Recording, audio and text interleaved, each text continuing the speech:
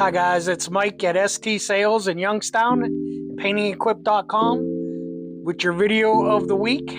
Today we're going to put in a new motor and switch in an 18-volt drill. There you go, we got a regular Ridgid 18-volt drill. Try it out, it doesn't work. Battery's good. Get it on the bench here and get all these screws out.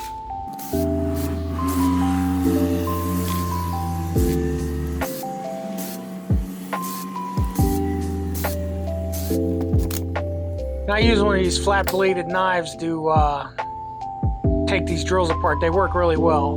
You get them in there and some of them are snapped together too with the screws, so they seem to work well.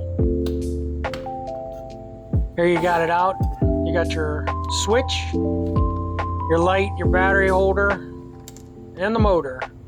This one's a half a turn motor, just quarter turn, pops right off. You gotta make sure you don't dump out all the planetary gears. New motor coming in here. You gotta line up the pinion. Takes a little finesse.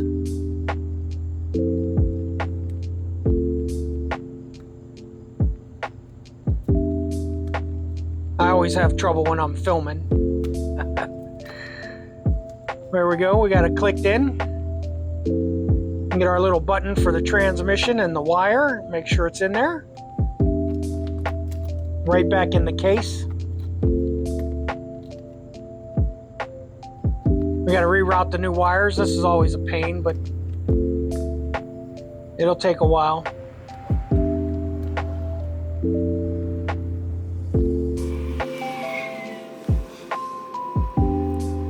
Get the battery holder back in the slot, and the light wires and the light.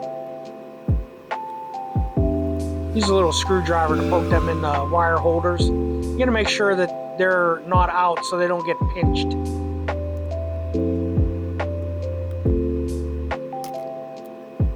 And the motor wires,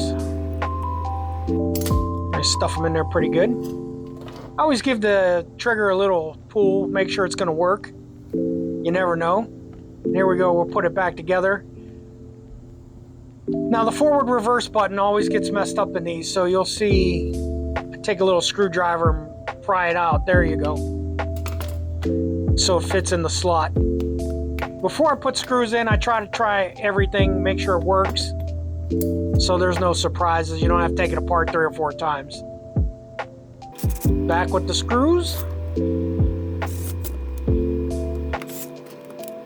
I always try to do the 4 corners first.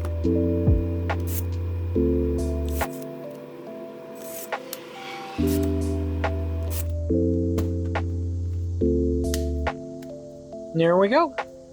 Make sure your transmission works. Put the battery in. And here we go. Try the chuck, of course. Make sure the clutch works. Back and forth. Try the speed. So we got slow speed, high torque, high speed, low torque. And I always give these a little shot of penetrating oil, some silicone spray in there to keep them jaws lubricated so the thing works real nice for you. And that's it for today. Bringing a drill back to life.